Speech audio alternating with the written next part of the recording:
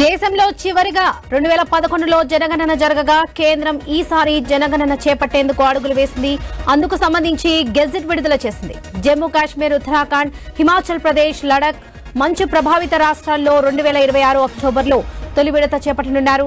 మిగతా రాష్ట్రాల్లో 2027 మార్చి 1న రెండో విడత జనగణన జరగనుంది. ఈసారి డిజిటల్ విధానంలో జనాభా లెక్కల సేకరణ జరుగుతుంది.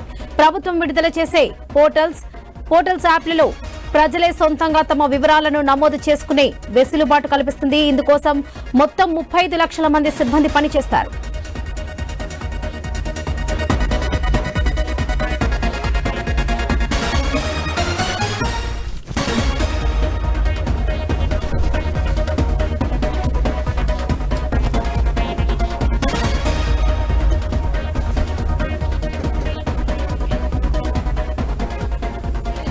దేశంలో చివరిగా 2011లో జనగణన జరగగా కేంద్రం ఈసారి జనగణన చేపట్టేందుకు అడుగులు వేసింది.